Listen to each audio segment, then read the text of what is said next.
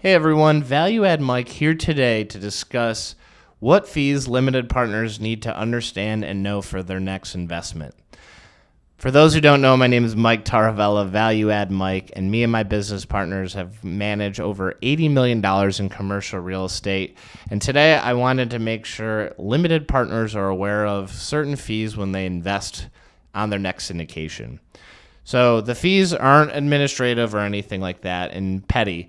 However, I just want to make sure limited partners know what fees can be associated with their investment to make sure that the general partners are getting paid and what they comprise of. So the first fee that I see that our investors need to be aware of is the acquisition fee. This is the fee that is paid to the general partners for underwriting, putting up earnest money, getting the deal to close, and making sure they raise them enough money to close on that deal. I've seen acquisition fees be 1 to 4% of purchase price.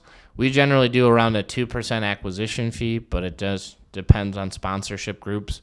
But this fee is just for all of the hard work because it takes a lot of effort, especially when you're dealing with sellers who are negotiating and nickel and diming on everything for months on end, on top of due diligence and just the coordinating contractors, vendors, property managers, just to make sure that we are making the best investment for you as the limited partners. But that acquisition fee is generally around 1 to 4%. Usually I'd say 2 to 4% of the purchase price. The next fee that you need to be aware of on your is the asset management fee.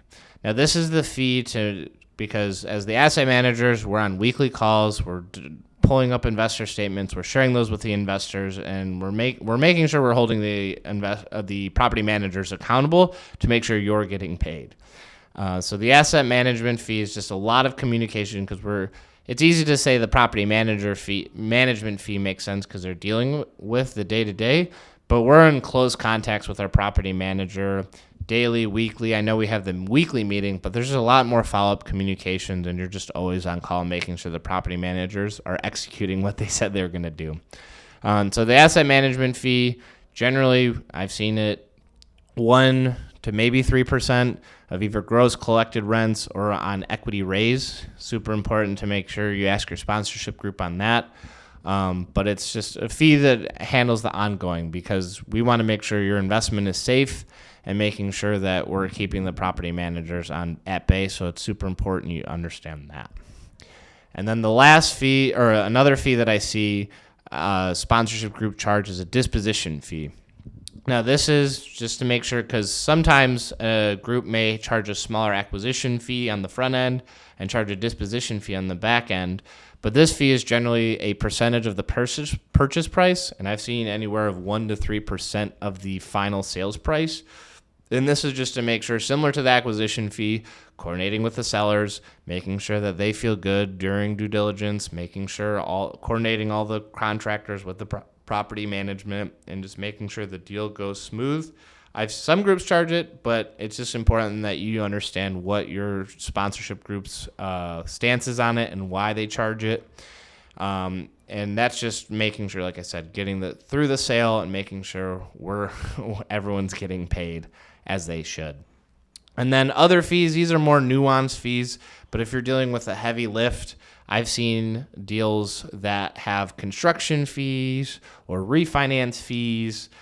So be careful just making sure when asking your sponsorship group, making sure you understand all the fees and what they are. Some groups charge more, some groups charge less. Everyone has their own stance on what fees they get and how much they charge, but I just want to make sure you understand what their rules and principles are around those so that you can better understand your investment, because at the end of the day, we're working very hard to make sure we're being stewards of your capital, and so I want to make sure we're protecting yours as well. So if you have any questions, drop them in the comments, but if you got any value from this video, like, comment, and subscribe, and until then, we'll see you next time.